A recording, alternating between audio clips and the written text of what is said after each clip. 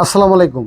দেশি মুরগিকে সুস্থ রাখতে যে মেডিসিনগুলো দিবেন এবং যেভাবে মুরগিগুলো পালবেন সে বিষয়ে আজকে কিছু গুরুত্বপূর্ণ ইনফরমেশন দিব।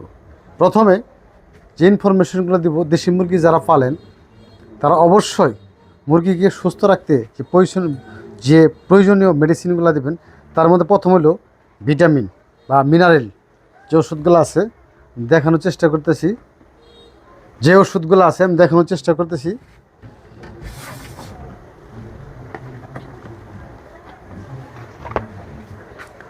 এই একটা মেডিসিন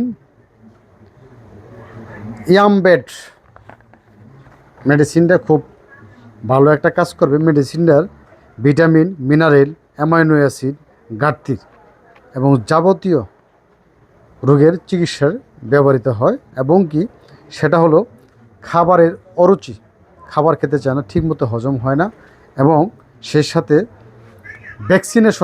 ভ্যাকসিনেশনগুলো করেন, ভ্যাকসিনেশনের আগে অথবা পরে যে প্রবলেমগুলো হয় এই প্রবলেম হলে এই মেডিসিনটা দেবেন, দেখবেন ভালো একটা কাজ করবে।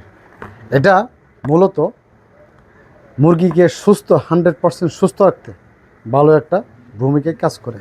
এটা অত্যন্ত মুরগির জন্য অত্যন্ত জরুরি। সেটা হলো মুরগির বডি কন্ডিশন যেন কখনো দুর্বল না হয়, তাহলে কিন্তু মুরগি সুস্থ থাকবে না।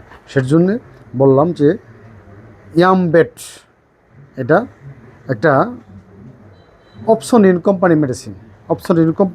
এই মেডিসিনটা হলো 60 ml। 60 ml, এটার দাম 180 টাকা। যারা মুরগি পালেন তারা অবশ্যই এই মেডিসিনটা খাওয়ালে ভালো একটা রেজাল্ট পাবেন ইনশাল্লাহ। ট্রাই করে দেখতে পারেন, খাওয়াই দেখতে পারেন, ভালো একটা রেজাল্ট পাবেন। আজকে এ পর্যন্ত। আল্লাহ হাফেজ। আসসালামু আলাইকুম।